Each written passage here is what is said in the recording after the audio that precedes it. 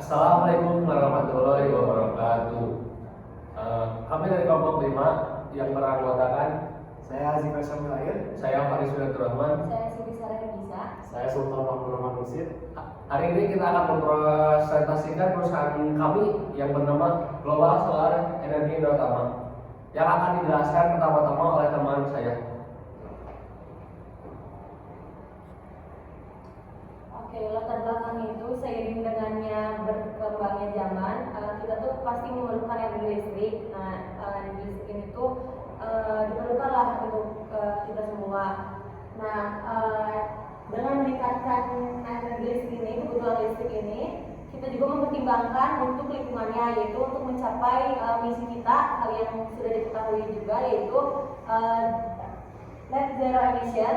Nah, makanya kami membuat perusahaan Global Solar Energy Indonesia atau disingkat dengan GSE ini untuk hadir mempertimbangkan mission tersebut, yaitu dengan menyediakan panel surya yang berkualitas yang baik untuk kebutuhan masyarakat yang saat ini diperlukan gitu.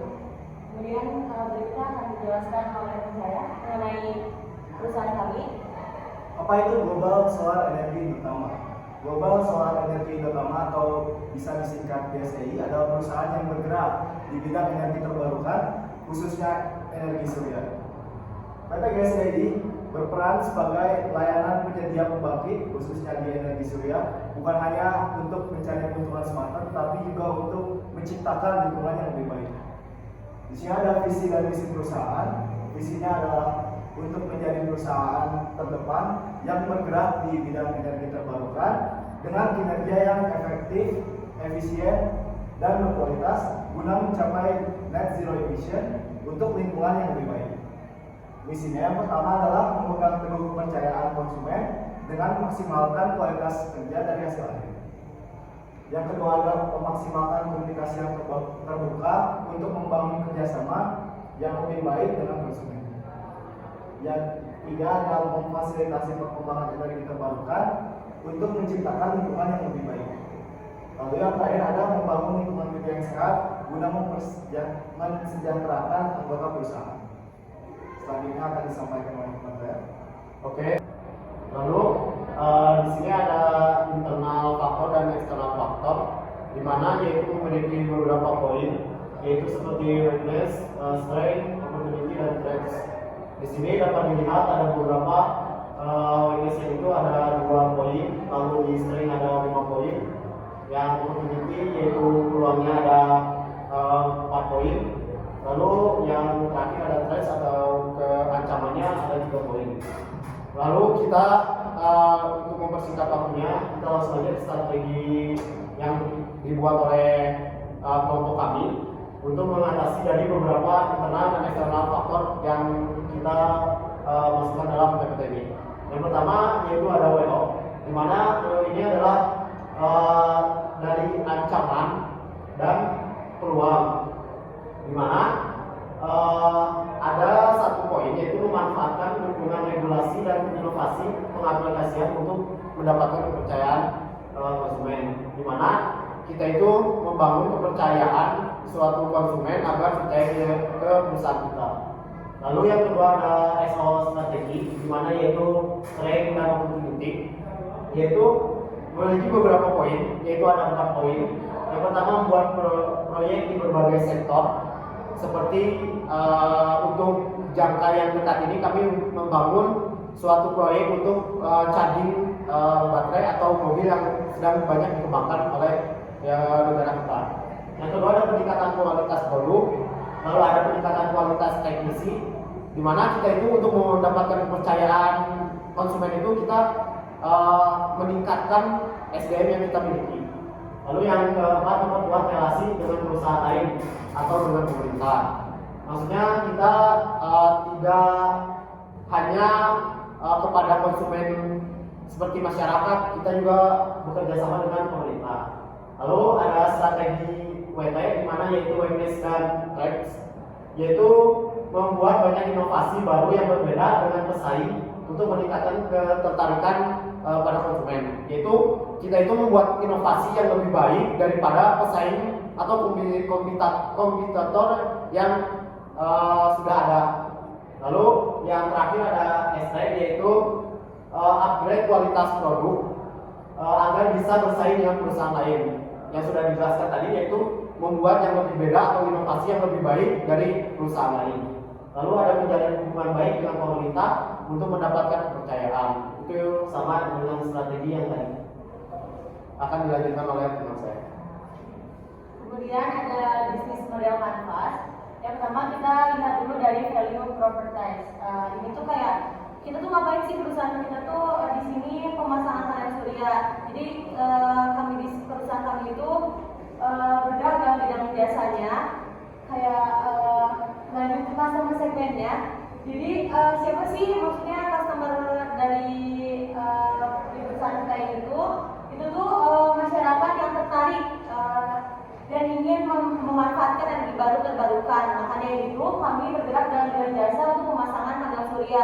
Itu bagaimana konsumen itu membuat apa, kami menyediakan produk jasanya, yaitu pemasangan panel surya. Kemudian selain masyarakat, kami juga di sini nantinya akan bekerja sama dengan pemerintah, yaitu karena sumber listrik di negara ini kan bergantung pada PLN saja, makanya otomatis nanti customer segmennya juga pemerintah itu termasuki gitu. Terus kemudian ada channelnya, di mana sih kami branding perusahaan kami. Nah di sini tuh di channelnya itu di sosial media perusahaan seperti Instagram, terus nanti kami membuat di Google Review atau terus di Twitter, di segala macam media di media sosial. Kemudian customer relationship-nya kayak apa sih yang membuat terikat dengan antara kita dengan konsumen itu jaminan kualitas, baik itu dari kualitas jasanya orang-orang kami, terus komponen-komponen yang kami sediakan, dan kualitas hasil kerja kaminya gitu. Kemudian revenue stream-nya ini tuh kami berkolaborasi nantinya dengan investor-investor yang ada. Kemudian dari situ partnernya seperti yang sudah saya sampaikan, bahwa nantinya kami bekerja sama dengan pemerintahan, karena ya itu tadi PLN sendiri cuma satu-satunya sumber listrik di negara ini gitu yang menyediakan. Terus kayak aktivitinya perusahaan kami itu pengembangan dan pemeliharaan energi baru terbarukan, khususnya itu panel surya. Kemudian pemasaran dan iklan, pastinya tanpa adanya pemasaran dan iklan perusahaan kami itu tidak akan maju lah. Kemudian resursnya itu branding pastinya, dan SDM yang berbakat dan berkualitas. Dan terakhir ada cost struktur, itu yang kekurangannya yang perlu kami pikirkan lebih matang, itu komponen-komponen di sini, misalnya harga komponennya, kualitas komponennya, kemudian dari gaji karyawan juga, dan juga pemasangannya kayak pemasangannya itu harus memerlukan berapa lama, terus bagian mana yang susah dan sebagainya. Ini akan dilanjutkan oleh teman saya.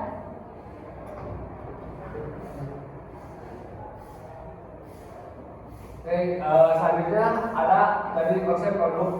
Karena perusahaan kita fleksibel, kita mencakup semua apapun aspeknya yang membutuhkan panel surya, kita bisa kerjakan. Apapun yang Anda butuhkan, kita bisa kerjakan. Nah, ada beberapa konsep produk yang sudah kita rancang yang mungkin bisa realisasikan nanti. Yang pertama, yang tadi sudah teman saya sebutkan, itu charging station untuk mengecas mobil-mobil listrik. Yang kedua, kita juga bisa mengkolaborasikan dengan minimarket dengan tenaga surya. Nanti minimarketnya tidak lagi terhubung ke PLN, tetapi kita membuat pembangkit sendiri di minimarket tersebut. Kemudian resort pun bisa kita pasangkan dengan pembangkit kita, sehingga tidak membutuhkan lagi listrik dari PLN. Kemudian ada sumber listrik di daerah 3T. 3T itu apa? Itu tertinggal, terluar, dan terdepan, yaitu daerah-daerah terpencil di sana yang susah digapai oleh PLN, kita bisa digapai oleh teknologi kita. Kemudian untuk sumber listrik untuk telekomunikasi juga, yaitu sumber listrik untuk sumber telepon di daerah-daerah tertinggal. Kemudian bisa juga di perkantoran, produk kita bisa dikerjakan di perkantoran karena produk kita sangat fleksibel, bisa dikerjakan di mana saja. Kita memiliki moto di mana, yaitu di mana ada Pada Surya, di situ ada saya. Oke. Selanjutnya, next ada struktur biaya per tahun. Untuk struktur biaya per tahun, kita itu produknya baru mencantumkan PLTS 2004, yaitu membutuhkan biaya sebesar 21 juta untuk bahan produknya. Kemudian ditambah gaji sewa karyawan, gaji pegawai, gaji sewa kantor, promosi, admin, listrik dan lain-lain. Di angka yang sudah disebutkan di tabel. Kemudian untuk targetnya sendiri, kita itu target per bulannya yaitu menjual 10 produk atau 10 set pembangkit listrik tenaga surya 2000 watt, dan untuk target per tahunnya ada di angka 120 pieces atau 120 set yang bisa dilihat di Excel. Kemudian untuk penentuan harga jualnya kita bisa dilihat di sini, berawal dari harga biaya produknya berkisar 21.478.000, dan harga fixed cost-nya yang lain-lain setelah dihitung-hitung biaya semuanya yaitu ada di 34.716.000. Nah, kenapa kita menjual di harga 41.200.000? Kita itu sudah membandingkan harga dengan perusahaan-perusahaan lain, dan kita mendapatkan harga terbaik yaitu di angka 41.200.000. Oke, next. Kemudian ini adalah pertumbuhan dari perusahaan kita, pertumbuhan keuangan kita. Bisa dilihat setiap tahun kita setiap 3 bulan sekali kita menambahkan target yaitu 2 proyek tambahan. Nah, dari 2 proyek tambahan itu per bulan kita juga membutuhkan tambahan karyawan pastinya. Makanya dari itu setiap tahun kita pasti mendapatkan kenaikan, dan untuk 2 tahun juga kita pasti mendapatkan kenaikan dari harga jualnya, dari harga belinya, dari atau harga pengeluarannya. Kita juga mendapatkan lebih banyak atau semakin meningkat pendapatan atau profit ke perusahaan karena target dari kita semakin meningkat. Bisa dilihat dari tabel tersebut. Next. Oke, buat untuk perhitungan harga jualnya bisa dilihat di sini dari bahan bakunya. Dari untuk 2000 watt itu kita membutuhkan 4 solar panel yang berharga sekian, dan rincian lainnya bisa dilihat di sini. Ini kenapa kita mengambil harga 41.200.000 bisa dilihat di sini. Oke, next. Ya, akan dilanjutkan oleh rekan saya. Oke, setelah perusahaan kami melakukan riset terkait dari kompetitor-kompetitor yang mungkin kedepannya akan kami hadapi, sudah diurutkan berdasarkan dari segmentasi pasarnya sendiri-sendiri. Yang pertama adalah PT Kencana Nusantara Energi atau PT, di mana kemampuannya dalam segmentasi pasar di sini adalah energi terbarukan yang berfokus pada PLTMH. Di sini PT Kencana Nusantara Energi mempunyai kelemahan yaitu portofolio yang hanya berputar pada PLTMH itu sendiri. Jadi segmentasi pasar dari PT KNS sendiri itu sangat sempit.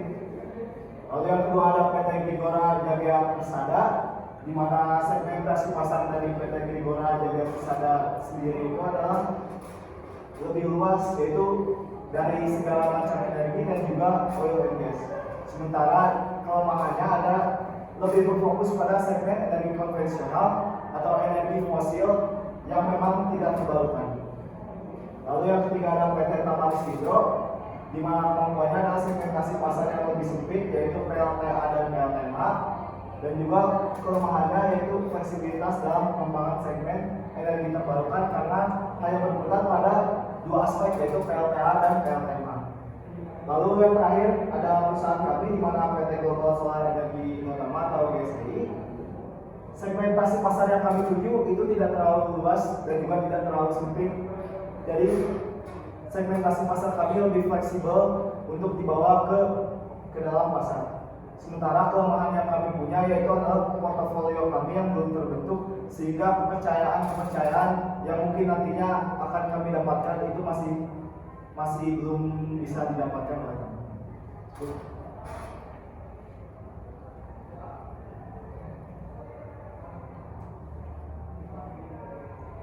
Oke, selanjutnya yaitu ada milestone bisnis, di mana milestone bisnis ini yaitu perkembangan tiap tahun atau evaluasi tiap tahun untuk perusahaan kami. Yaitu kami akan membuka pada tahun 2025, yaitu melakukan promosi dan mencari kerjasama, di mana kita itu sosialisasikan tentang perusahaan kami dan mencari kerjasama agar modal yang kita perlukan itu tidak terlalu tinggi. Lalu yang kedua adalah untuk target pada tahun pertama ini kita membangun charging station untuk perkembangan charging tentang mobil-mobil atau rumah-rumah yang membutuhkan panel surya kita. Selanjutnya yaitu ada di tahun 2026 atau tahun kedua di perusahaan kami yaitu tetap kita itu melakukan evaluasi yang sudah sebelumnya, yaitu pada tahun sebelumnya kita melakukan evaluasi apa yang kurang, apa yang harus ditingkatkan, kita tetap melakukan diskusi terlebih dahulu. Lalu yang kedua yaitu target diperluas dengan mencakup semua yang ingin memasang panel surya panel, yaitu seperti yang tadi sudah disebutkan oleh teman saya, seperti di kantor, seperti di daerah terpencil, kita siap memasang panel surya agar dibutuhkan oleh masyarakat yang lebih luas. Lalu di tahun 2027 atau tahun ketiga kita tetap membuat evaluasi sebelumnya karena kita ingin melihat apa perkembangan apa saja yang ada pada tahun tersebut dan akan terjadi pada tahun selanjutnya. Lalu yang kedua itu membuka atau memperluas perusahaan kita. Maksudnya di sini kita itu membangun, misalnya kita dipusatkan di Bandung, kita ingin membangun lagi di daerah-daerah lain agar bisa mencakup di Indonesia. Lalu yang keempat pada tahun keempat yaitu seperti biasa kita melakukan evaluasi. Lalu yang kedua yaitu membuat program membangun desa yang tertinggal. Di sini karena kita ingin Indonesia ini pada 2045 kita Indonesia emas, kita ingin membangun semua desa itu bisa mendapatkan listrik dan bisa setara dengan masyarakatnya. Kita ingin membuat program ini, kita bisa bekerja dengan pemerintah, bisa bekerja dengan perusahaan-perusahaan yang ingin membangun desa yang tertinggal. Lalu yang terakhir pada tahun 2029 kita selalu membuat evaluasi, dan yang terakhir yaitu bekerja sama dengan perusahaan global, di mana kita itu ingin perusahaan kita itu go internasional, bisa di internasional itu bisa memajukan panel surya agar bisa dipasang di mana-mana saja. Cukup dari milestone, akan dilanjutkan oleh teman saya. Oke, mungkin cukup sekian presentasi dari kita. Ada secuil kata-kata dari Bapak Cahyo Budeno, yaitu internal resource are for organization. That what we are using today is highly effective on next generation. The question is, have been extinguished in using them. Yang artinya jika SDM atau sumber daya alam kita pakai dengan sangat bagus, akan berimpact sangat baik ke generasi selanjutnya. Nah, untuk pertanyaannya, apakah kita sudah memakai sumber daya alam dengan sangat baik? Nah, oleh karena itu kita harus bisa terus melestarikan alam kita dengan cara menggunakan sumber daya alam dengan sangat baik dan menggunakan teknologi yang ramah lingkungan. Terima kasih. Sekian. Dan lanjut ke sesi pertanyaan. Yang pertama akan dijawab oleh teman saya. Yang pertama kan soalnya apa masalah utama yang ingin diselesaikan dengan produk atau layanan ini? Kan sesuai dengan PPT yang sebelumnya sudah jelaskan bahwa Indonesia ini mempunyai misi yaitu net zero emission. Makanya perusahaan kami ingin membuat mencapai misi tersebut dan sedangkan faktanya di Indonesia tersebut masih banyak pedesaan atau desa-desa terpencil. Maka dari itu kami membuat perusahaan ini agar bisa mencapai ke desa-desa terpencil tersebut dengan energi baru terbarukan, yaitu menggunakan panel surya tersebut. Kemudian kedua menjelaskan dengan teman saya. Oke, di nomor 2 ada pertanyaan mengenai apa keunggulan kompetitif yang sulit ditiru oleh pesaing. Sudah dijelaskan di analisis kompetitor, di mana kelemahan kami yang juga keunggulan dari kompetitor yaitu terkait dari portofolio, terkait dari kepercayaan konsumen atau klien terhadap perusahaan, di mana perusahaan lain itu sudah memiliki portofolio yang lumayan banyak sehingga klien atau konsumen sudah mempercayai perusahaan-perusahaan tersebut, dan juga kami yang masih merintis dari awal. Oke, yang kedua itu bagaimana proyeksi pendapatan dan keuntungan bisnis dalam 2 tahun ke depan? Apakah bisnis yang tidak kan? Oke, melihat dari tadi PPT yang sudah kita tampilkan di ada proyeksi 2 tahun, kita dari targetnya kan kita terus meningkat, dari keuntungannya kita terus meningkat, dari pengeluaran pun kita terus meningkat, tapi setelah dihitung-hitung dari pengeluaran dan pemasukan kita ada di angka terus menaik atau terus profit, dan oleh karena itu menyebabkan perusahaan kita sangat layak untuk terus dilanjutkan atau dikembangkan lebih lanjut. Oke, selanjutnya akan dijawab oleh teman saya. Oke, baik, kita ke nomor 4, yaitu bagaimana rencana pengembangan produk di masa depan. Yang sudah dijelaskan dalam PPT, dalam 5 tahun ke depan kita itu memiliki beberapa rencana, yaitu seperti mengembangkan suatu desa dengan yang belum punya listrik, kita ingin mengembangkan dengan menggunakan panel surya. Lalu perusahaan kita juga ingin lebih jauh, yaitu ke internasional atau global, yaitu dengan meningkatkan kepercayaan konsumen kepada kita, yaitu seperti meningkatkan SDM-nya, meningkatkan teknisinya, meningkatkan alat-alat yang kita akan produksi. Untuk selanjutnya akan dijelaskan oleh teman saya. Oke, pertanyaan selanjutnya yaitu definisikan apakah bisnis ini termasuk dalam red ocean atau blue ocean strategi. Perusahaan kita termasuk ke red ocean strategi. Kenapa masuk ke red ocean strategi? Karena bisnis kita adalah bisnis yang sudah ada pasarnya atau sudah ada pesaingnya. Kemudian kita juga bersaing di harga, di kualitas, dan di lain-lain, bukan kita sebagai pionir tapi kita mengikuti pasar. Oleh karena itu bisnis kita masuk ke dalam red ocean strategi. Oke, ada pertanyaan terakhir, yaitu bayangkan Anda sedang berhadapan dengan investor yang akan berinvestasi pada bisnis Anda. Peradaban oleh cara Anda meyakinkan kami agar berinvestasi dalam bisnis Anda. Oke, dan pada kali ini teman saya di depan sebagai yang meyakinkan, dan kita berdua sebagai customer. Oke, mulai. Oke, pertama kita itu meyakinkan investor itu dengan melakukan perbincangan dengan melihat keuntungan atau kelebihan yang produksi kita punya. Seperti Pak, Bu, di perusahaan kami itu yaitu Indotama Solar Panel itu yaitu memiliki kelebihan, yaitu dengan energi yang lebih baik daripada energi yang sekarang.